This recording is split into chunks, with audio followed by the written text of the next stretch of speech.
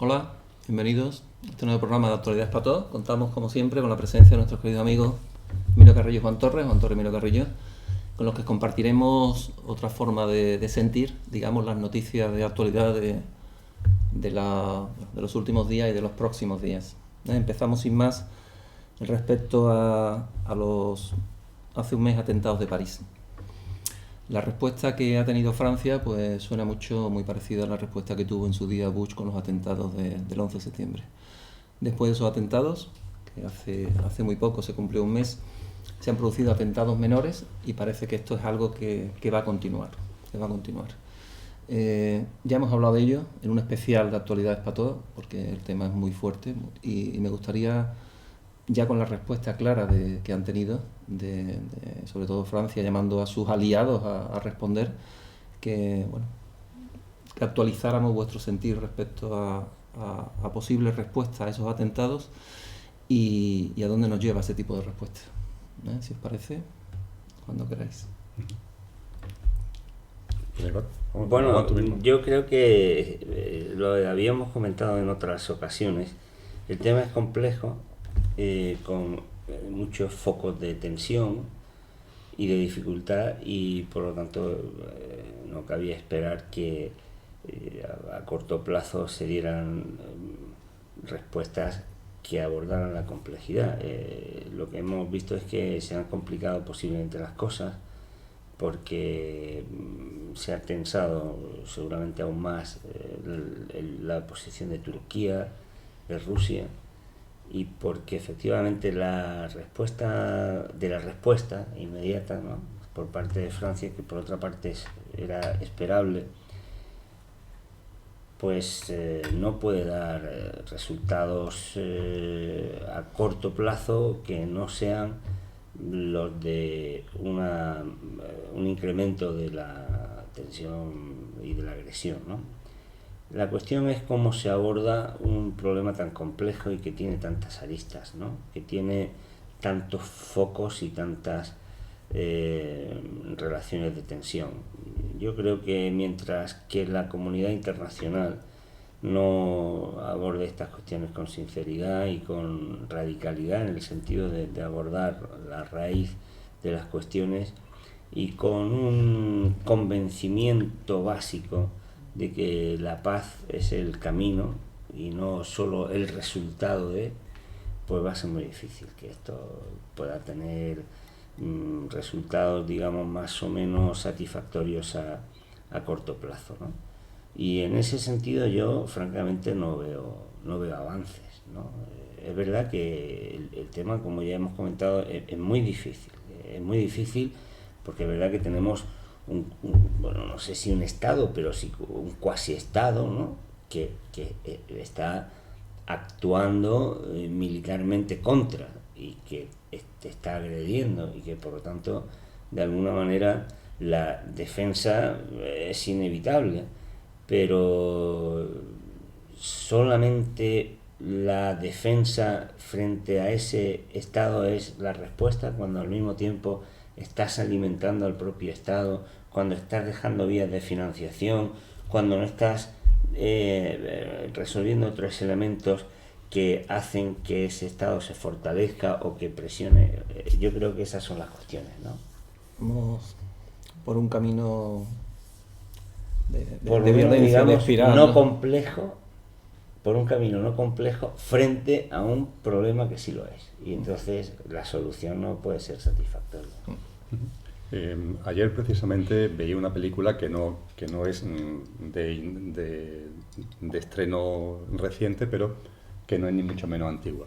Es una película francesa que tiene como título ¿pero por qué no merecemos esto, Dios mío? ¿Por qué la he visto, la francesa, la francesa, ¿no? Muy graciosa, sí. Es muy graciosa en cuanto que plantea la vida de una familia bien, socioeconómicamente, que viven en una localidad, vamos a llamarle rural, y que tienen 4 hijas. Y por distintas razones, cada una de las hijas se va casando. La primera con un árabe, la segunda con un judío, la tercera con un chino, y la cuarta, que aún no se ha casado, pues está enamorada de un negro. Y plantea todo el lío. Ya no Dios solamente... mío, ¿qué hemos hecho para merecer esto? pero algo de Dios tiene por medio. Dios mío. Ah, Dios mío, ¿qué te hemos hecho para merecer Eso esto? es. Correcto. Ahora me ha llegado el título. Y ya no solamente eso, sino que en el último caso, la familia de la persona de color, la familia de esa persona, también su padre tiene un comportamiento enormemente racista a pesar de todo, ¿no? Y ahí se genera una serie de confusiones, hay una serie de escenas, hay una serie de reacciones, hay una serie de alianzas, porque finalmente, por ejemplo, pues no sé, el árabe y el judío, que inicialmente están enfrentados entre ellos, pues terminan haciendo una alianza frente al chino, sí. Y cosas parecidas, que en clave de humor lo que pone en evidencia es que como el camino no sea el respeto y la concordia, ya no solamente hablando en el plano internacional, sino en el ámbito doméstico, en el ámbito familiar, se convierte en un auténtico disparate, ¿no? Entonces, como muy bien ha dicho Juan, es que el camino es la paz, ya está. Y eso creo que es tan obvio, ¿no? Que es tan evidente, que además yo creo que está en el corazón de tantísima gente, que es lo único que hay que llevar al plano de lo cotidiano, ¿no? Lo cierto, y me remito a lo que compartimos en aquel programa, es que estamos asistiendo a lo que entonces denominé, y vuelvo a denominar ahora, actos de odio. Son actos de odio.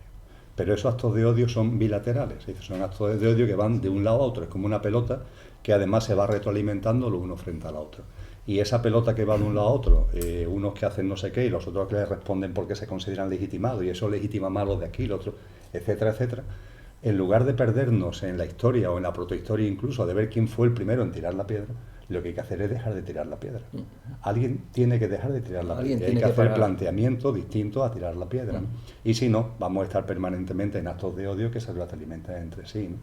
Y yo creo que la sociedad europea, de verdad, por su tradición, por sus valores democráticos, está en condiciones reales de no entrar en la dinámica que entró en su momento Estados Unidos. Que Estados Unidos ni se lo pensó y además con un apoyo absolutamente mayoritario de la población, de frente a esto nosotros respondemos, etcétera, etcétera. Yo creo que aquí estamos en una situación distinta y estamos ante una oportunidad de decir, no, este no es el camino, ¿no? Este no es el camino. Ahí lo único que hay que esperar es que, entre comillas, los líderes, los denominados líderes, tengan a la altura de las circunstancias, ¿no? Pero evidentemente la opinión pública, la ciudadanía, tiene una responsabilidad enorme en esto y en no dejarse enganchar, ¿no? en este juego que no conduce a ningún sitio.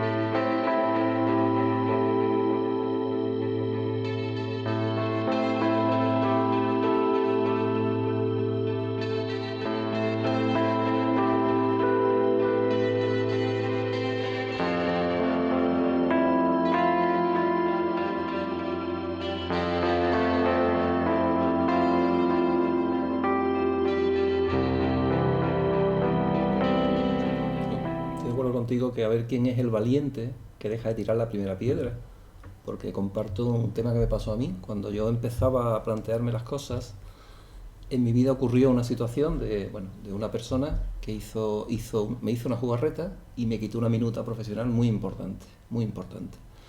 Eso lo vivimos con otros profesionales y al poco tiempo esa persona yo le podía devolver el tema y se lo podía devolver incrementado y haberme cargado su carrera profesional y política y todo, ¿no?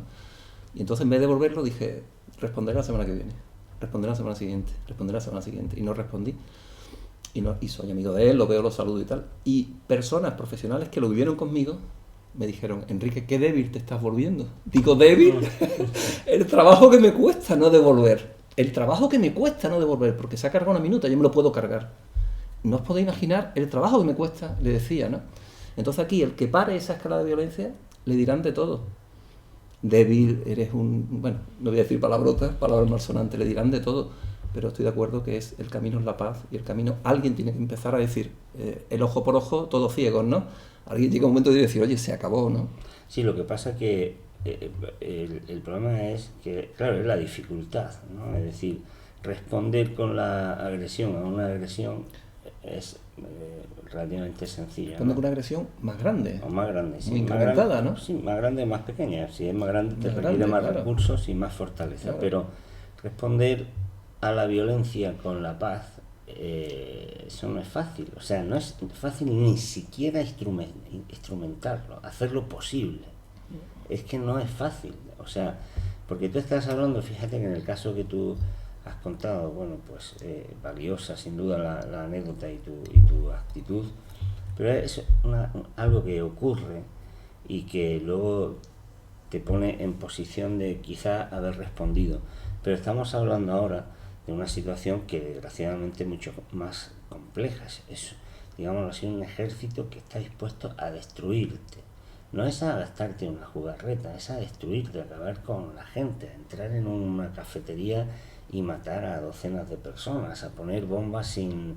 Entonces, hacer frente a eso no es fácil, y nos estamos obligando a tomar posición en una disyuntiva que es atroz, porque es una disyuntiva que es la inmediata. Frente a ese ataque que quiere destruirme, tengo que evitar ser destruido y por lo tanto tengo que responder, o una posición que tampoco puede ser la inacción, porque la paz no es cruzarte de brazos y decir, bueno, como yo pongo la otra mejilla, que venga Dios y me resuelva esto. Es que es otro asunto. O sea, la paz es una actitud positiva, es una actitud activa frente a un conflicto, ¿no? Y no es fácil. No es fácil porque aquí, sin duda, hay un paso que hay que dar, y es evitar que se produzca esa agresión, que si la dejas va a ser sanguinaria.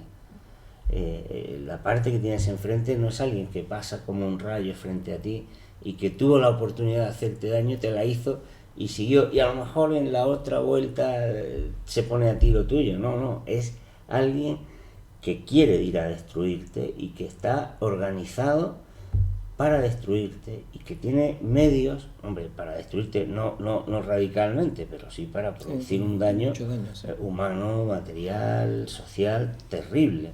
Y que tienes la obligación, incluso diría yo, de frenar. Entonces, el tema operativamente hablando, no es fácil. Sí. No es fácil. Hombre, hemos aprendido en los escenarios de conflicto internacional, hemos ido teniendo un aprendizaje sobre esto, ¿no? Y yo, que durante muchos años he colaborado con Naciones Unidas y he estado en algunos conflictos como el de Arequipa en Perú, ¿no? E incluso, sin irnos tan lejos, en lo que ha sido la propia sociedad española, en los pasos que se fueron dando paulatinamente con relación a ETA. Cuando hay un conflicto sobre la mesa y se tiene claro que el camino es la paz, claro, eso es lo primero que hay que tener claro. Que la voluntad sea el decir, no, esto no puede ir en un conflicto que se va alimentando ya sin medida en el tiempo y vamos a ver a dónde llegamos, sino que realmente tenemos una voluntad y una vocación de paz, ¿no? A partir de ahí las vías son dos. Primero, el diálogo. Hay que abrir vías de diálogo, y las vías de diálogo se abren entre comillas, las partes en conflicto. Realmente en esas partes hay gente que no está en conflicto. Y hay que encontrar esos componentes de la sociedad, de las dos sociedades, vamos a llamarle enfrentadas, de los dos grupos enfrentados, hay que encontrar a la gente que realmente no está por mantener el conflicto. Incluso puede ser que estén dentro del conflicto, pero es por las circunstancias sobrevenidas, pero de corazón no quieren conflicto, ¿no? Eso hay que localizarlo. Y el diálogo hay que intensificarlo y hay que enlazarlo entre esas partes, ¿no? Entre esos componentes.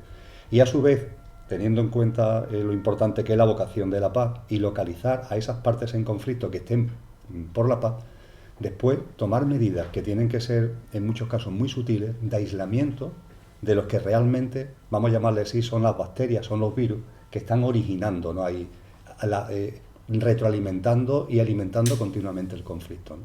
Yo creo que en el caso de, por ejemplo, de ETA, desde el punto de vista de la política española, sí, hubo un tiempo de mucho desconcierto, pero llegó un momento determinado, ya estoy hablando de cuando por supuesto se termina la transición democrática, cuando la democracia ya se asienta, se fueron tomando medidas muy inteligentes una vez que pasó todo aquello desconcierto de lo que supuso el GAL, que era ni más ni menos que más de lo mismo, sí. Se fueron tomando medidas inteligentes de localizar partes que realmente no estaban por mantener el conflicto continuamente, y eso fue dando resultados. Y el resultado es el aislamiento, ¿no? Y el aislamiento de esos virus, de esos elementos que están simplemente por odio dispuestos a estar permanentemente matando, ¿no? Y yo estoy convencido que en lo que llamamos Estado Islámico, en lo que llamamos aquella parte, seguro que hay gente que incluso estén dentro, pero están dentro porque han tenido circunstancias familiares, ha habido muertes, ha habido asesinatos, pero que en su corazón están por una vía distinta. Y por supuesto en el ámbito que nos movemos, en el ámbito europeo, por supuesto que también. Entonces estos son, es decir, que los protocolos para llegar a acuerdos en conflictos tan tremendos como estos están muy descritos, porque ya desgraciadamente quizá a nivel internacional tenemos mucha experiencia de lo que se hizo en los Balcanes, de lo que se ha hecho en tantas partes del mundo. Sí. Otra cosa, como tú bien dices, que haya interés en eso. Lo primero claro, que haya interés. Lo primero si es que no hay interés, parece que no hay mucho interés. Eso es lo primero. Claro. Bueno, este tema nos daría para varias actualidades. Hay otros temas de actualidad muy importantes. A muy pocos días ya tenemos las elecciones generales en España. Y bueno, me gustaría no que aventurarais, sino que resultados, sino se abre un periodo, al parecer, aunque algunos no votemos durante mucho tiempo, o hace muchos años, porque no nos creemos todo esto de la democracia, pero se abre un periodo interesante en la democracia. Vamos a pasar de un bipartidismo a una pluralidad de partidos, ¿no?, que pueden cambiar el panorama. ¿Cómo veis vosotros, sin ser futuristas, sin adelantar, si queréis, resultados, pero se abre, es cierto, una serie de alianzas, ¿no? Ya se acaba ahora me toca a ti, ahora a mí, sino que tendrán que negociar. ¿Eso abre una vía de esperanza o pase lo que pase? Yo sé las respuestas, ¿no?, más o menos de lo que yo siento, ¿no? Pero me gustaría escuchar vuestro sentir. ¿Se abren esperanzas de que algo va a cambiar con estas elecciones? Cambiar seguro que va a cambiar, porque en España, en los últimos periodos electorales, en las últimas elecciones, lo corriente era que los dos partidos mayoritarios prácticamente sumaran entre ambos el 80%, ¿no?, de los votos, y ahora a lo mejor no llega ni al 40%. Entonces eso es un cambio, ¿no? La gente, yo creo que ya está harta de lo que han organizado esos dos grandes partidos, ¿no? Bien, es verdad que no todo el mundo está harto, ¿no? Es decir, ayer leía que el Partido Popular parece que vuelve a ganar según todas las encuestas, pero que si no votaran los mayores de 65 años, creo recordar, sería la cuarta fuerza política. Es decir, que hay una población como muy aferrada a cierta idea de las cosas, ¿no? Entonces yo creo que el cambio va a darse porque las bases, los pivotes del régimen que hemos estado viviendo se han debilitado muchísimo. La pregunta es si el paquete que hay sobre esos pivotes se puede sostener, el paquete institucional, ¿no?, se puede sostener de otra manera, ¿no? O sea, si realmente la población, los ciudadanos van a notar ese cambio, va a ser más de lo mismo y se lo van a repartir entre 2, pues se lo van a repartir entre 4, para hablar claro. Y no hay nada que hacer porque esto es un teatro que nos montan y que nos lo creemos la mayoría. Eso es lo que subyace en mi pregunta. ¿Qué sentís vosotros? ¿Que es más teatro? Dice, como ya la gente se ha cansado, está desencantada, vamos a crear otros partidos que parezca que va a haber una renovación, que lo parezca, porque de verdad no va a haber nada. Ese es mi sentir, y lo que hago es que yo creo compartir que con yo vosotros. no creo que sea un teatro. O sea, el gobierno que sale de unas urnas es el que luego pone en el Sí. boletín oficial del Estado que puedes echar de su casa a una señora con 80 años a la calle, Sí. porque le debe 300 euros a un banco. O sea, eso no es teatro, eso es lo que ocurre después de unas elecciones. Quienes salen en ese gobierno son los que van luego y ponen en la letra del boletín oficial del Estado las medidas que hacen que unos se lleven el dinero a su bolsillo y que otros sufran, y que otros tengan peor educación, peor sanidad, peores pensiones o peor dependencia, peores servicios públicos, ¿no? Y que otros se hagan auténticas fortunas, que tengan los medios de comunicación, los medios de influencia en la sociedad, ¿no? Entonces, lo que estamos viendo es que quienes tienen ese poder tienen un poder mucho más inmenso de lo que podíamos imaginar. O sea, después de haber creado el caos que han creado, de haber hecho el desastre que han hecho, de haber hundido a la banca internacional, de haber tirado abajo la economía, pues están llevando y trayendo a la gente como quisieran. Yo creo que está habiendo respuestas por parte de la sociedad, lo que pasa que es respuestas durísimas. O sea, yo no estaba haciendo teatro cuando a mí me pidió Podemos que le hiciera un simple documento con algunas ideas económicas, y resulta que no había un medio de comunicación donde no me insultaron. Es que era una cosa, y yo era el último que llegaba allí. Entonces, eso no es teatro. O sea, lo que se ha dicho de mí... Y tú sin ser de Podemos ni nada, ¿o? No, tiene nada que por ver. eso, si hubiera estado en primera línea, como están ellos, pues ahí está. En cuanto han significado una amenaza, la ofensiva que ha habido contra ellos, o la ofensiva que ha habido contra gente del Partido Socialista que ha sido honesta, que ha querido hacer cosas, ¿no? No solamente ahora, o de Izquierda Unida. A eso es a lo que yo me refiero. A Entonces, lo que ocurre es que los mecanismos de poder son impresionantes y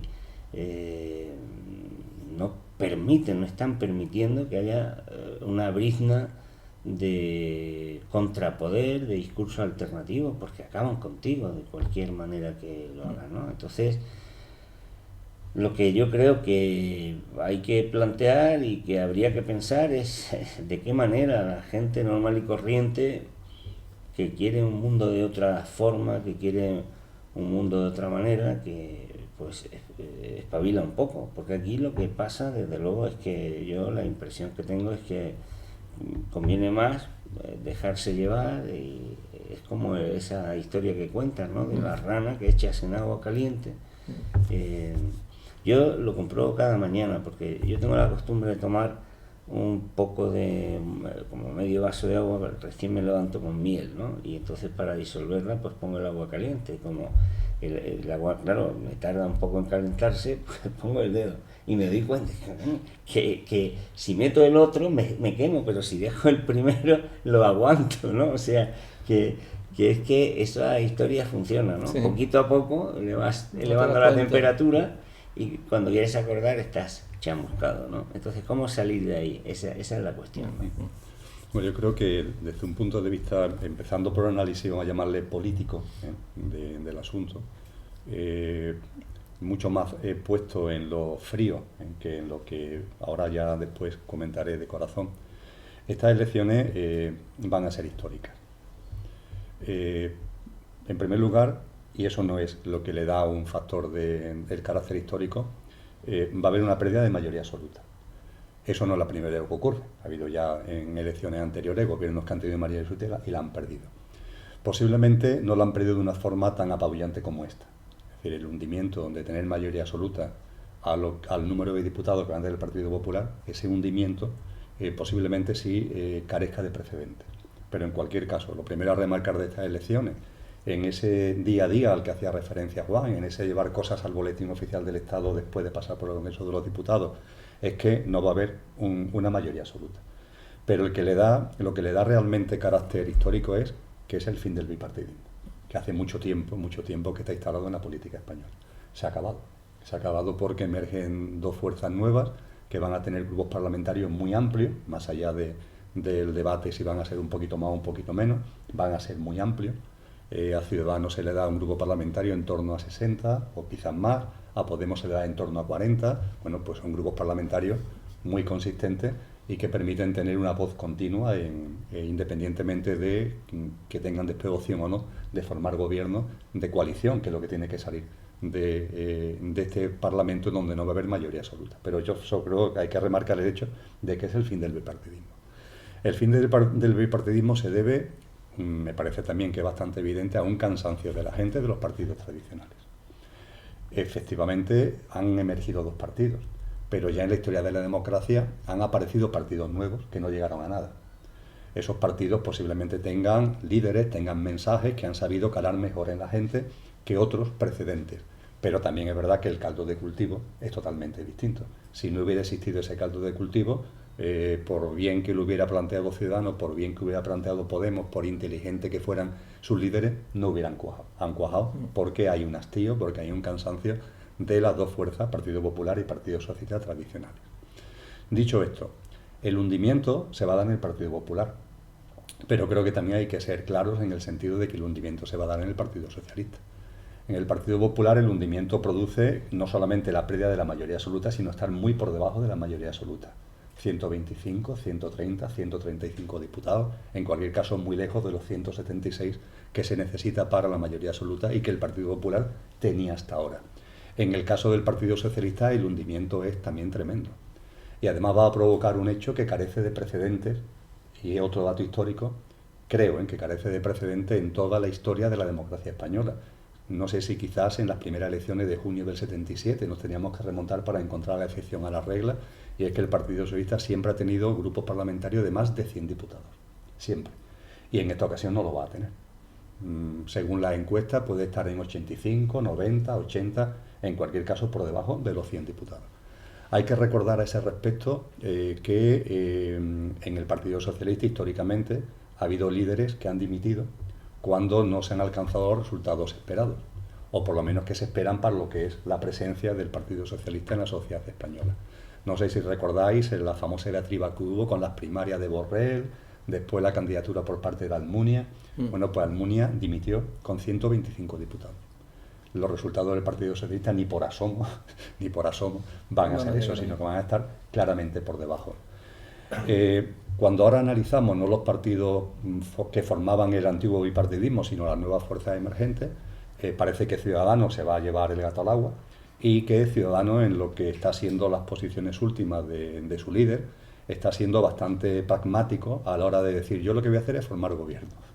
Formaré gobierno con uno o formaré gobierno con otro, pero yo voy a formar gobierno y el presidente del gobierno voy a ser yo, es lo que viene a decir. Esto desde un punto de vista, hoy estamos haciendo este programa en plena campaña electoral, desde un punto de vista técnico, cuando un partido llega a la precampaña y a la campaña en esta posición, le viene muy bien, porque suena a caballo ganador, y eso en los indecisos hace que haya una especie de decantamiento hacia el caballo ganador. El único problema es que Ciudadanos se está viendo perjudicado porque había mantenido una especie de nebulosa en torno a determinadas propuestas políticas que ahora ya en los debates de campaña están aflorando. Y en lugar de ser beneficiado de esta ola de caballo ganador, que era lo que inicialmente se podía entender, pues posiblemente le esté pasando lo contrario, es decir, teniendo un cierto desgaste en la medida en que se va haciendo la foto de realmente lo que se está pensando hacer con relación a algunos asuntos. Pero en cualquier caso, Ciudadanos va a estar en torno a los 60, 65 diputados. Parece que eso está en estos momentos fuera de duda. Y la última reflexión que hago desde el punto de vista de lo político, de lo técnico, lo político entendido como lo técnico, es que se produce una circunstancia que a mí me llama mucho la atención. Los bloques progresistas y conservadores, eso está actualmente en cuestión, y creo que está en cuestión con razón. Para que un partido, una formación política sea progresista o conservadora no es cuestión de eslóganes, es cuestión de realidad.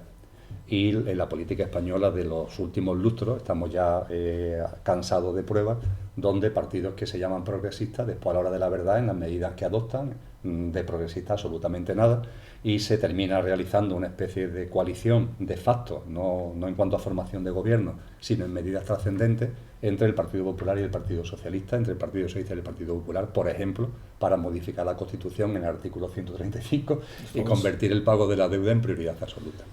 Con lo que, claro, los intereses. O sea, cuando se habla de progresismo, cuando se habla de conservadurismo, todo esto está en solfa. Pero si acudimos al análisis, vamos a llamar de tradicional, se produce una circunstancia bastante curiosa. El sistema, lo ha recordado Juan, el sistema ha hecho aguas por todas partes. O, por lo menos, ha hecho agua para los que vivimos dentro del sistema, es decir, para los que somos ciudadanos dentro del sistema. A lo mejor la élite del sistema no ha hecho agua en absoluto, sino que se ha salido con la suya, provocando determinadas situaciones. Pero lo cierto es que la economía ha entrado en bancarrota, hemos llegado a 6 millones de desempleados, cuando el empleo se está creando a cuentagotas y además con una pérdida absoluta de derechos, de niveles retributivos, en fin, lo que todos conocemos. Bueno, pues si aplicando la lógica tradicional de análisis político al nuevo Parlamento, más o menos como va a salir, es muy curioso de que el bloque, que por decirlo de alguna forma podemos llamar conservador, Partido Popular y Ciudadanos, tiene un número de diputados abrumador, porque entre ambos van a rozar los 200 diputados. Mientras que las fuerzas que podíamos denominar progresistas, que ante una hecatombe, ante los acontecimientos que han sucedido, en buena lid, en buena lógica técnica política, tendrían que haber cogido cuerpo, pues nos encontramos con un Partido Socialista en torno a los 80-90 diputados y un partido nuevo como Podemos en torno a los 40. Es decir, que entre ambos se sitúan en 120, 125, es decir, absolutamente lejos de cualquier posibilidad de formar gobierno, ¿no? Y eso a mí me llama la atención, ¿no? Y esto a su vez me lleva a ponerme en la mesa que toma decisiones por encima de los partidos políticos. Porque esa mesa, como las meigas, a ver las airas. Claro. Y esta existir, existen. Y esa mesa que ha tomado una serie de decisiones en los últimos años, lo cual no quita ni mucho menos que cuando un partido como Podemos, mejor dicho, personas como las que se han tirado al agua y han empezado a montar una organización y unas propuestas y unas alternativas como Podemos, por supuesto que lo han hecho de corazón y en convencimiento. Eso no lo discuto bajo ningún concepto. Lo que yo sí hago referencia es que hay una mesa que esos fenómenos los conoce y toma medidas para intentar manipularlos, por lo menos para intentar manipularlos. Y yo creo que esa mesa, esta jugada la ha salido muy bien. Creo que la ha salido muy bien porque vamos a tener un Parlamento profundamente conservador,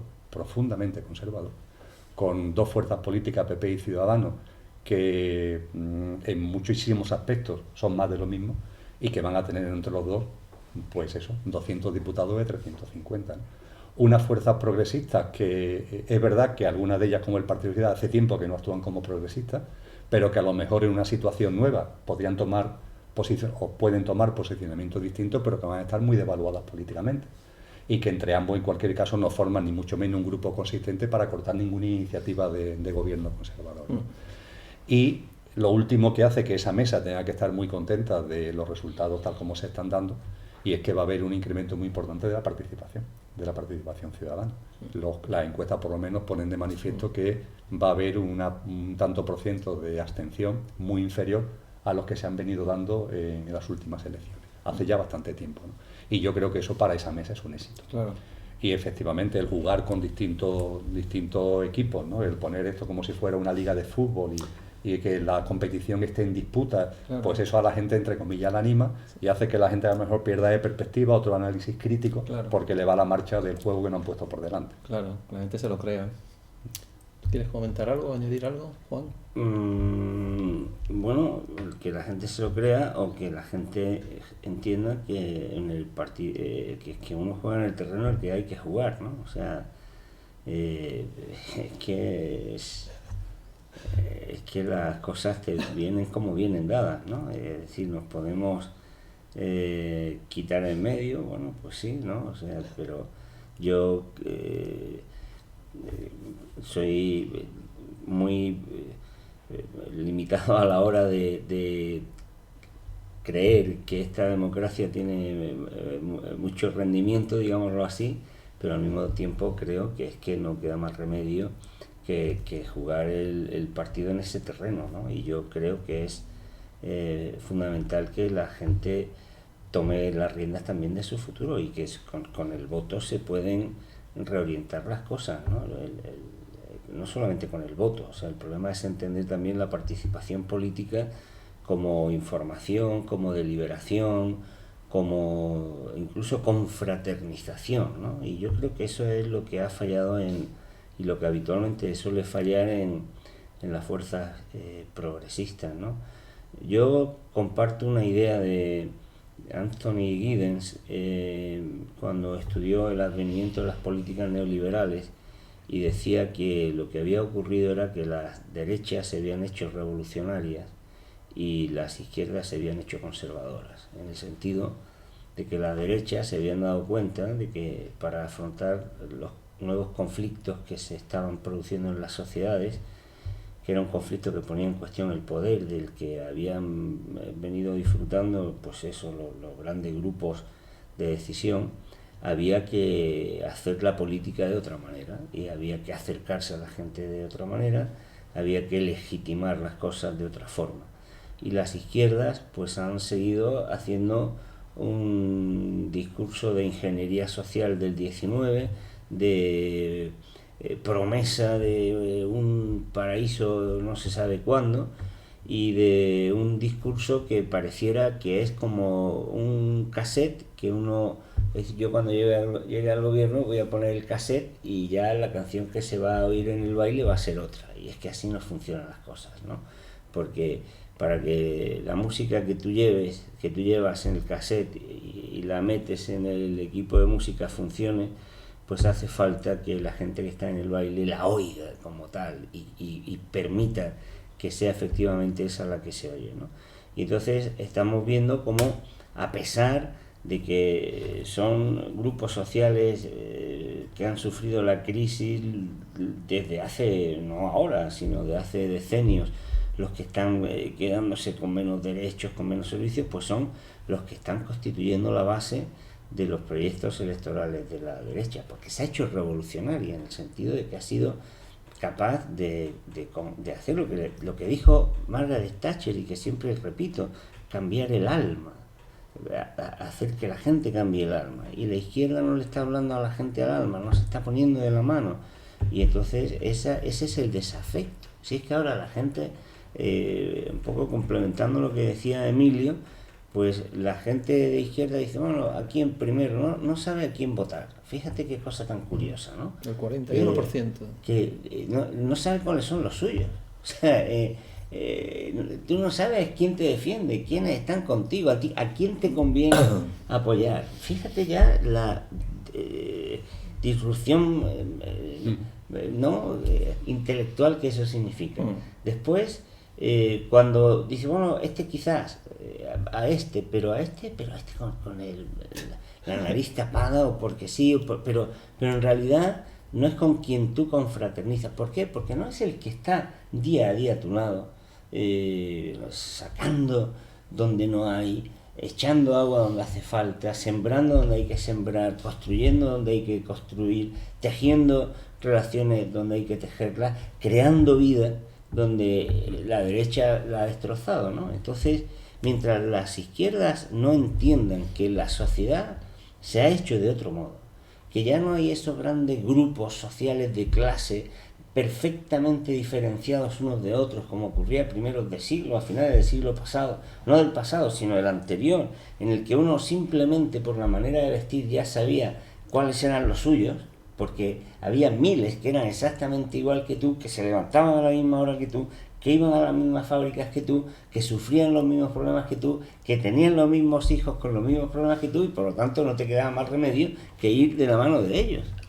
Pero ahora la sociedad no es así, porque ahora sales a la calle y dices, ¿quiénes son los míos y quiénes son los del otro? Entonces tienes que construir tejido social de otra manera. Ese discurso, el pueblo, las clases populares, que eso ya no es así. La sociedad no es así, porque se ha destruido, se ha fragmentado, se ha hecho no sociedad. Entonces nos han atomizado y hay que construir, hay que reconstruir lo social a base de ese no social, ¿no? Y eso es lo que tiene que hacer, no ya las izquierdas, sino quien quiera que el mundo no se destruya, porque el mundo a base de átomos es algo que tiende a explosionar. El mundo necesita tejer otra cosa, solidaridad, caminos de paz, de construir una relación con nosotros y con la naturaleza de otra manera, ¿no? Y yo creo que ahí es donde está el problema. O sea, por eso yo creo que es importante votar, pero el problema del voto es la expresión de un proyecto de sociedad, de construir relaciones sociales, de deliberación, y ese proyecto es lo que yo creo que todavía estamos en la prehistoria de eso que pueda venir, ¿no? Ahí solo como elemento muy secundario en comparación con lo que es el meollo de la cuestión, pero que tiene también importancia, ¿no? Ya que estamos hablando de las elecciones, que hemos puesto de manifiesto lo evidente, que ningún partido va a tener mayoría absoluta, que con los datos a fecha de hoy, de las encuestas que han proliferado, la única vía de formación de gobierno de una mayoría absoluta dentro del Parlamento es PP Ciudadanos. Ciudadanos se ha puesto ya por delante diciendo que él formará gobierno y que por tanto siempre que lo voten a su candidato como presidente del gobierno, pues formaría gobierno con el Partido Popular, porque con el Partido Socialista no salen los números. La verdad es que va a ser una situación bastante curiosa, ¿no? Porque aparentemente, con la información que tenemos en estos momentos, el PP va a doblar aproximadamente el número de diputados de Ciudadanos. Y claro, es complicado que el Grupo A, que dobla o incluso más de diputados al Grupo B, vaya a darle la presidencia del gobierno al Grupo B. Es complicado. Y yo creo que no podemos dejar en el tintero, ¿no? Porque es un elemento de los que ha caracterizado la campaña, el pronóstico, la previsión que se ha hecho, por ejemplo, de BC Podemos, ¿no? Creo que incluso han dado un nombre, ¿no? De una operación, no sé cuánto, una operación Menina o algo parecido. Y es que el escenario que se barrunta podría ser el que ha sucedido en Cataluña, en cuanto a que Ciudadanos formaría gobierno con el Partido Popular, lo haría finalmente asumiendo que el presidente fuera del Partido Popular, puesto que es el grupo claramente mayoritario en relación por lo menos a Ciudadanos, pero siempre que no fuera Rajoy el presidente del gobierno, en cuyo caso aparecería la segunda de Rajoy, ¿no? como cabeza visible. En fin, esto simplemente de los elementos curiosos, ¿no? Que aparecen en campaña y que no lo planteo tanto, ¿no? para entrar en el asunto, sino que es cierto que en el tema numérico, ¿no? La operación de Ciudadanos pues puede tener muchas perspectivas de análisis, ¿no? Sí, yo lo que me refería, Juan, cuando comentaba mi opinión, que bueno, a veces la doy así cuando la siento que de alguna forma matiza alguna de las vuestras, es precisamente lo que tú has dicho, ¿no? ¿Quiénes son los míos? ¿Quiénes son los míos? No se sabe. Para mí los míos son todos, y lo que hace esto es dividir. Nos están dividiendo, es lo que digo, no nos damos cuenta que nos están dividiendo. Estos son los míos, estos son los míos. Es que los míos son todos. Todos. Yo voy a favor de todos. Entonces, como nadie defiende a todos, defienden a los míos, este juego, por decir algo, no va conmigo. Entonces ya hace muchos años que no voto porque me he dado cuenta de qué va ese juego. Entonces yo no entro en el juego. Es mi opinión personal y tengo derecho a no participar en este juego, ¿no? Y doy mi opinión aquí en cuanto a que míos, ¿cuáles son los míos? Yo recuerdo un hecho. Fui hace unos años con un empresario de Andalucía a vender su empresa, yo lo asesoraba a Madrid, y era verano, y bueno, y me preguntó, ¿vamos con corbata? Y yo dije, no, vamos sin corbata, me he arreglado, pero sin corbata. Hicimos la operación con un grupo muy fuerte, se cerró la operación, nos fuimos a comer, y cuando nos fuimos a comer, nos fuimos a un restaurante que era en mes de julio, hacía muchísimo calor en Madrid. Nos fuimos a un restaurante donde todo el mundo llevaba corbata, menos el empresario y yo. Y allí salió ese tema. Y es que decían, es que claro, el ponerte un buen traje, una buena corbata y tal, hace que eso sean lo suyo, eso sean los... Digo, sí, pero es que yo quiero que no se me juzgue, si hay que juzgar, o hay que... Por una corbata buena, por un traje bueno, ya está bien de eso, ¿no? Y lo he hecho en otras situaciones con políticos y con... que le he dicho, pero es que tenemos que empezar a alguien a romper eso de que tú llevas un buen traje, tienes una situación y ya eres de una clase... Pero si somos todos lo mismo. A ti te toca jugar un papel y a mí otro. Pero en esencia somos iguales, ¿no? Eso es lo que quería decir un poquito con el tema de no nos damos cuenta que nos están dividiendo. Y lo que tú decías, lo están haciendo también, porque cuando la gente está desilusionada, han conseguido que otra vez vuelvan a votar. A eso me refería, ¿no? Lo han conseguido. ¿Y va a cambiar algo? Para mí no va a cambiar nada. Vamos a seguir, si os parece, con el tema político y vamos a entrar con unas elecciones que ya han sido. Hemos tratado el tema de Venezuela hace muy poco, desde otro punto de vista, pero hace unas semanas fueron las elecciones en Venezuela y lo que podríamos denominar la revolución, pues ha perdido por lo menos el poder legislativo, pues casi con una mayoría tremenda, ¿no? Sin embargo, sigue con otros poderes, el poder ejecutivo, el poder de los medios de comunicación, el poder de... No te equivoques. ¿No? Que vamos. No, pues en bueno, Venezuela los medios de comunicación la inmensa mayoría son privados, son de la oposición. Pero se están... Lo que se puede sumar, medir y contar no admite discusión. Bueno, pero si yo estoy la inmensa mayoría de los medios de comunicación que hay en Venezuela son privados y además de la oposición. Sí, están ejerciendo su labor de oposición al régimen. Bueno, con todo pues derecho, me alegro, pero quiero decir que se encuentra un panorama donde la revolución, digamos, por llamarlo de alguna forma, ha perdido una serie de derechos, ¿no? O de poderes, digamos. Si los medios de comunicación eran... Pues yo no me he interesado. Vosotros sois buenos conocedores de Venezuela. A mí no me interesa especialmente el tema. Tampoco me ocupo mucho de esos temas, ¿no? Pero bueno, por lo que he leído, un poco para informarme, para compartir esta situación de Venezuela, es que bueno, que se arma ahora, en fin, que hay quien dice que Maduro tendría los suyos que convocar a elecciones, ¿no? Y que parece que no lo va a hacer y tal, y que esos medios de poderes, el ejecutivo, el tal, bueno, ¿qué va a pasar? ¿Qué sentís vosotros que puede pasar ahora en Venezuela con este cambio, digamos, por lo menos en el poder legislativo, que sí ha cambiado, y ha cambiado de forma, y que se ha admitido, ¿no?, por el poder ejecutivo, de que ha habido ese cambio tan fuerte? ¿Qué sentís vosotros, que sois buenos conocedores de la situación en Venezuela, que puede pasar ahí? A ver, yo desde hace algunos años que un poco he seguido el proceso. Uno de los últimos artículos que yo escribí sobre la economía venezolana, creo que lo llamé Luces y Sombras, ¿no? O sea, yo siempre he estado viendo aquel proceso con esas dos dimensiones, ¿no? Creo que es fundamental verlo así, porque era y es un país con esas dos dimensiones, ¿no? De una clase media y alta muy bien situada y inmensas cantidades de personas sin nada, ¿no?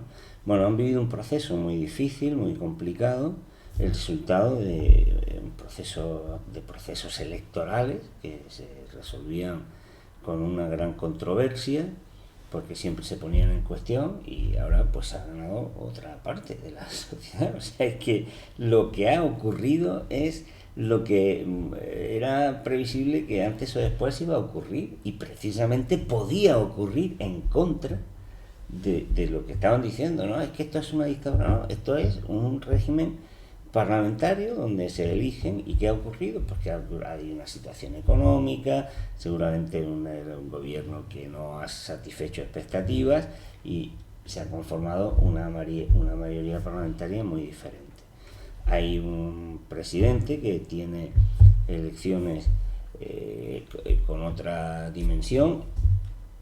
A mitad de su mandato no habría ni que esperar al final, cosa que en otros países no tenemos. A mitad del mandato se podría plantear un referéndum revocatorio, o sea que si hay un determinado porcentaje de la población, pues que diga que no queremos esperar, queremos refrendar su mandato, cosa que aquí el jefe del Estado ni a mitad de mandato, ni a final, ni en ningún momento. Sin embargo, decimos que aquí hay más democracia que allí, ¿no?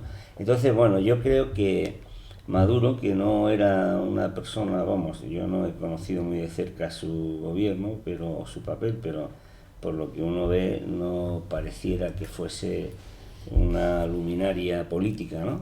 Tiene una situación complicada, porque claro, es un país muy presidencialista, pero el Parlamento va a ser muy contrario, cosas que a lo mejor en Estados Unidos ha ocurrido, y a nadie se le ocurrió decir que tenía que dimitir Obama o Bush, o Clinton. Es que a veces se nos cruzan un poco los cables. O sea, ¿por qué tiene que dimitir Maduro, con independencia de la simpatía que tengamos, si él tiene su proceso electoral y el Parlamento tiene otro? O sea, ¿lo has escuchado que se está hablando de eso? Sí, claro, porque vengo escuchando de Venezuela las cosas que no se dicen de Francia, o que se le ha dicho ahora a Hollande que tiene que dimitir, porque ha ganado el frente. Tendría que, con más razón, tendría que haber dimitido Hollande. Se le ha pedido a Hollande que dimita. Vamos, no es parecido porque no han sido parlamentarias. Lo que tendrá que hacer Maduro, como si es demócrata y si respeta la legalidad, no está dando la mejor señal de buen perdedor, eso no es bueno, pero lo que tendrá que hacer, tendrá ahora que aquilatar su papel, hacer expresión como jefe del Estado de una nueva mayoría parlamentaria.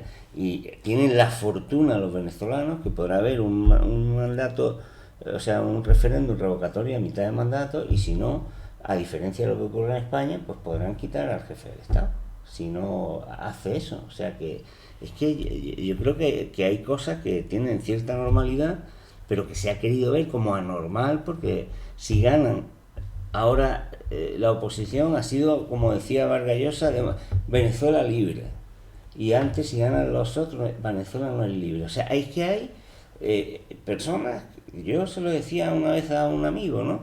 Que no comparte mis ideas, y digo, lo que te falta decir es que yo no tengo derecho a que quienes pensamos como yo ganemos un día unas elecciones. ¿Y por qué no voy a poder yo ganar unas elecciones? O quien piense como yo, ¿no? Creo que hay que bajar eso, ¿no? O sea, que no pasa nada, ahora gobiernan uno, luego gobernarán otro, lo que no puede ser es el fin del mundo para los otros. Hombre, hay que acostumbrarse. Y es verdad que Venezuela, el problema que tenía es que ha venido durante muchos años, no hace falta haber estado allí, sino que se veía gobernando unos contra otros, antes, durante y después de Chávez. Y entonces una sociedad a base de eso, pues claro, sufre mucho, y la gente se cansa de sufrir por eso, y también del bla bla bla. O sea, la gente lo que quiere es que cuando vayas a resolver un problema se resuelva, que haya un médico esperándote cuando se pone tu niño malo, que el colegio abra, que haya comida en las tiendas. Claro, eso, dejando aparte otras cuestiones como que quizás sería interesante también hablar de la influencia que ha tenido no solo en Venezuela sino en nuestros países la caída tan sorprendente en los precios del petróleo, que claro, a un país que tiene prácticamente todos sus ingresos procedentes de ahí, pues le ha cerrado grifos fundamentales para garantizar políticas redistributivas que lógicamente al haberse debilitado pues han hecho que una parte importante de la población diga, oiga, si encima de esto, de mucho bla bla, no tenemos lo poco que tenemos. O sea, yo creo que se han acumulado elementos de mal gobierno, de alternancia, de petróleo, y luego pues también de una normalidad democrática. Antes o después sabíamos que iba a pasar eso, y ha pasado, ¿no? Yo subrayaría dos cosas. La primera viene al hilo de lo que se está comentando. Y además es algo que no solamente es aplicable a Venezuela, sino que tiene una aplicación general, ¿no? Y es la facilidad con la que medios de comunicación poderosos, que tienen detrás poderes económicos y financieros, que lo financian, a pesar de que pierden enormes cantidades de dinero. Eso no solamente ocurre en Venezuela, ocurre en muchos sitios. Esos medios de comunicación consiguen distorsionar por completo la realidad, y que una cosa que es blanca se convierta en negra, una cosa que es negra se convierta en blanca, simplemente porque los medios dicen que es del color que ellos consideran oportuno. Juan lo ha explicitado muy bien, pero creo que es muy importante, y por eso yo vuelvo otra vez a subrayarlo. Vamos a ver, lo que ha pasado en Venezuela es que el jefe de Estado no es un rey, es decir, no está impuesto, sino que se elige por la gente. Y una cosa es la presidencia del gobierno, la jefatura del Estado, y otra cosa es el poder legislativo. En España eso no existe. Aquí tenemos un Congreso de los Diputados que elegimos, que elige un presidente del gobierno y un jefe de Estado que está puesto siempre, permanentemente, que pasa de padre a hijo. Eso no ocurre en Francia, eso no ocurre en Venezuela. Y en Venezuela, al igual que en Francia o al igual que en Estados Unidos, las elecciones a la presidencia son una cosa y las elecciones a la Cámara de Representantes en el caso norteamericano o a la Asamblea Francesa en el caso francés se eligen en otro proceso electoral. Y como muy bien ha recordado Juan, son procesos distintos. En muchas ocasiones el presidente de los Estados Unidos tiene una Cámara de Representantes del color político al suyo, y en Francia en muchas ocasiones el presidente de la República tiene una asamblea legislativa contraria a su color político. Es que eso no tiene en el juego democrático hay tantos precedentes, sucede en tantos países, que todo lo que se está armando con relación a la dimisión de Maduro es tan obvio que tiene otros intereses. que van mucho más allá del juego normal de las fuerzas democráticas, porque lo que ahí se está diciendo, lo que los medios de comunicación dicen con relación a Venezuela, no se dice con relación a ningún otro país donde son repúblicas con su jefe de Estado, su presidente y su asamblea legislativa. Y la verdad que aunque Juan lo ha dicho muy bien, pero es que a mí no me deja de sorprender la facilidad con la que se entran esos debates y la gente no tiene el más mínimo sentido de, pero ¿qué me estás contando? Es decir, qué locura, es decir, qué forma de crear debates ficticios cuando lo que se está persiguiendo es otra cosa. ¿Qué es lo que se está persiguiendo? No podemos perder la perspectiva. Cada vez que en cualquier parte del mundo, por los motivos que sea, por las circunstancias que sea, llega al poder un grupo que no sintoniza con la hegemonía establecida a nivel mundial, en ese país hay problemas. Es impepinable. Eso ocurre sistemáticamente. Eso sí que ocurre sistemáticamente. Y también me sorprende cómo esto se va diluyendo y se da como algo que no tiene significación, ¿no? Tiene mucha significación. ¿Por qué siempre que en algún país llega al gobierno una fuerza política que no comulga con el establishment de la globalización y el capitalismo cortoplacista, inmediatamente ese país empieza a tener problemas? Esto no es fruto de la casualidad. Si antes hablábamos de una mesa que articula y desarticula en un ámbito como puede ser el Estado español, es que hay una mesa que tiene esta misma forma de actuación y que no se mueve en el ámbito de los Estados, se mueve a nivel global y que actúa y desactúa. No hay casualidades. La evolución del precio del petróleo no es casual. Ese precio se pone en un juego de compraventa, en un juego de oferta y demanda que está movido por los resortes que tiene esa mesa. Y eso no es casual, ¿no? Y a mí me sorprende de verdad la facilidad con la que olvidamos lo fundamental, y es que desde que en Venezuela se planteó inicialmente algo distinto, empiezan inmediatamente los problemas. Cosa distinta, y el último que quiero compartir, es que claro, cuando llega alguien al poder que no comulga con el establishment global y del sistema, y empieza ahí un hostigamiento, evidentemente en la población de ese país se empiezan a originar problemas. Y empiezan a pagar el pato personas que, entre comillas, son inocentes y que están al pairo, ¿no?, de lo que está ocurriendo. Y lo único que están viviendo es que en su país y en su ciudad y en su familia empiezan a ocurrir cosas que originan dolor, que originan trauma, que originan sufrimiento. Y eso es lo que a su vez ha originado, aquí lo hemos vivido, ¿no?, en la Fundación Espató, tú nos has contado, Enrique, de cuando nos enviaban correo electrónico, cuando nos enviaban personas en Venezuela que lo estaban pasando muy mal. Sí. Y esas personas, yo entiendo que cuando se le habla de este hostigamiento, cuando se le habla de la capacidad que tienen los medios de comunicación para manipular, pueden decir, bueno, pero es que yo en mi casa y en mi vida lo que estoy sintiendo es esto, ¿no? Algo que, por ejemplo, yo he tenido al menos ocasión de vivir mucho con lo que han sido exiliados cubanos, ¿no?, que incluso podían entender perfectamente que el problema de Cuba fue que no comulgaba ni comulga, ¿no?, con el establishment, ¿no? Y a partir de ahí ellos pueden también entender incluso que ha habido ese hostigamiento, pero al final, el resultado final es que a mí, a mis hijos, a mi familia me ha pasado esto, y esto a mí me origina dolor, y eso hace que yo tenga este posicionamiento, ¿no? Sí. Pero realmente lo del hostigamiento, cada vez que hay algo distinto, que lo hemos vivido en Europa en el ámbito ahora de lo que ha pasado en Grecia, ¿no?, es que es sistemático, y lo que ha ocurrido y lo que viene ocurriendo en Venezuela no es sino el resultado, la cadena de causa y efecto de esto precisamente. Una mayoría social distinta al establishment a nivel mundial, y el establishment mundial que empieza a hostigar a esa mayoría social de ese país, como ha pasado en otros países antes y como pasará en otros países después. Y volverá a pasar. Pasamos a otro tema, si os parece, también de muy reciente actualidad, que es la cumbre del clima en París, que según algunos no ha estado a la altura de lo esperado. Se reconoce la gravedad del asunto, pero se hace muy poco, ¿no? He cogido una nota de James Hansen, científico de la NASA y uno de los primeros que alertó sobre el cambio climático, que ha aparecido en el Guardian, que dice que este acuerdo del COP21, que los políticos califican de histórico, es un fraude y una farsa de palabras y promesas sin acciones. Muchas promesas y pocas acciones. ¿Cuál es vuestra opinión?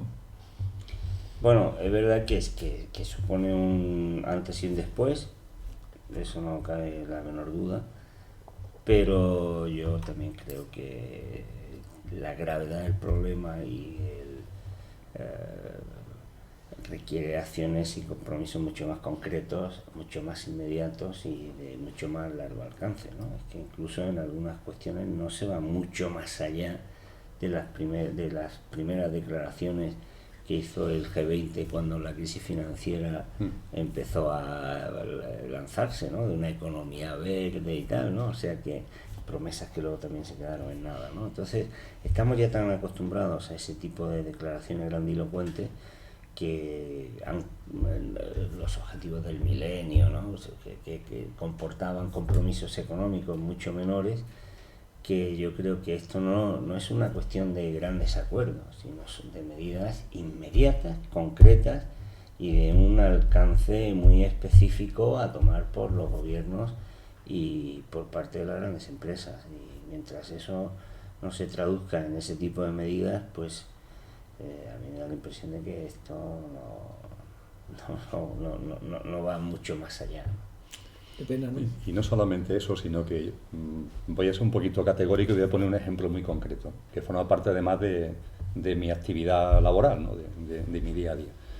No solamente no se están haciendo las cosas en el sentido de las declaraciones de intenciones, sino que se están haciendo al revés. Y es muy curioso como con una declaración de intención, entre comillas, medioambientalista, las medidas que se adoptan son todo lo contrario. Voy a poner un ejemplo. Como consecuencia de los acuerdos de anteriores cumbres, también se ha vuelto a poner de manifiesto en esta, se habla mucho de la importancia de una economía baja en carbono, como un elemento significativo para que, por su incidencia en el cambio climático, etcétera, etcétera. Bien. Europa funciona por marco financiero y ha entrado en vigor el marco 2020, que bueno, que ya con la dinámica que lleva ya no puede ser el 2020, tendrá que ser el 2022 porque va con mucho retraso. La primera convocatoria que en el ámbito, por ejemplo, español, la primera plasmación concreta que ha tenido es la convocatoria de los fondos FEDER. Se han convocado en el mes de noviembre y ha salido ya una convocatoria del Ministerio, bueno, pues para que todas las entidades, regiones, corporaciones locales, administraciones locales, puedan presentarse a esa convocatoria FEDER. Es extremadamente curioso que, leyendo el marco FEDER a nivel de la Comisión Europea, se ha destrozado por completo la utilización de los fondos FEDER para el ámbito rural. Es decir, los fondos FEDER han sido muy importantes para originar inversión y, por tanto, para originar movimiento económico en ámbito rural, movimiento económico que a su vez permite el asentamiento de la población en esos ámbitos. Y desde un punto de vista medioambiental y de hábitat ecológico es importante el mantenimiento de la población en donde se asienta para evitar flujos migratorios en torno a las grandes ciudades que terminan siendo lo que todos conocemos, grandes concentraciones finalmente incontrolables, donde el transporte se convierte en un caos con la contaminación que eso significa, etcétera, etcétera. Con lo cual una política que tenga una lógica medioambiental debe utilizar unos fondos de desarrollo regional y además se venía utilizando en ese sentido para favorecer el asentamiento de los núcleos rurales y la población que vive en el ámbito rural. Bueno, pues a nivel europeo el marco comunitario prácticamente esto lo ha hecho imposible y tienen que ser solamente, los fondos FEDER se dirigen a núcleos urbanos importantes. En algunos países la aplicación de los fondos FEDER va a ser solamente para ciudades de más de 300.000 habitantes, en algunos otros para más de 100.000 habitantes.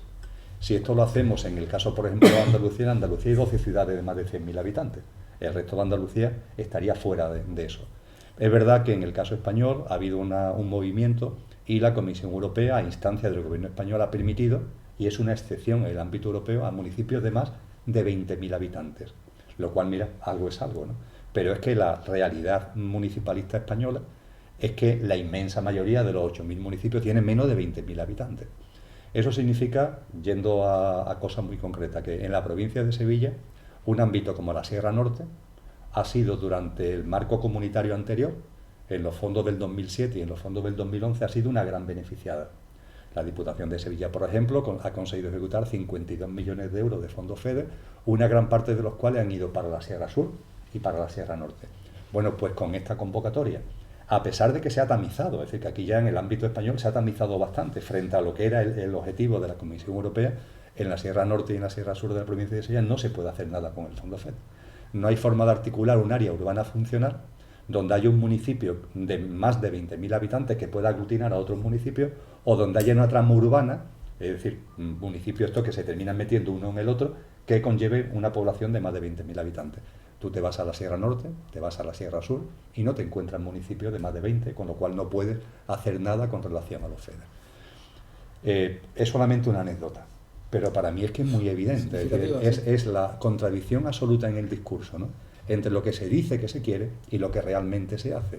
Y creo que ante esto, de verdad, las palabras sobran. Es que nada, las declaraciones de intenciones son eso, declaraciones de intenciones. Pero que ha sido eso, según vuestro sentir, una declaración de intenciones sin ningún resultado práctico, una noticia, titulares de prensa. Ya llevamos está bien. mucha historia ya. Está bien, ¿no? ¿Cuántas cumbres de cambio Hombre, climático los acuerdos internacionales son muy lentos, ¿no? Requieren años y años de gestación y hasta que no se ponen en marcha medidas concretas, es verdad que eso es un proceso de mucha dificultad, de lentitud y de complejidad, ¿no?